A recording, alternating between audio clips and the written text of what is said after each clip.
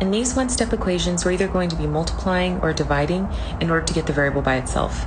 In this first example, we have 5 being multiplied by x, so we're going to do the opposite operation. We're going to divide by 5 in order to eliminate it, and whatever you do on one side of the equal sign, you have to do on the other side, so it's balanced.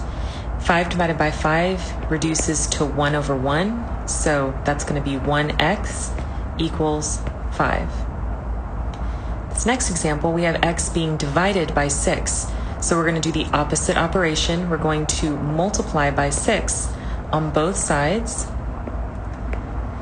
6, now we have a 6x over 6. The 6 and the 6 will eliminate and reduce to 1. So now we have 1x equals 2 times 6, which is 12. And then our final example, we have 2/3 y equals 4. So we're going to multiply by the reciprocal in order to eliminate both the 3 and the 2. Now that's all 1 over 1. And whatever we do on one side, we have to do on the other side.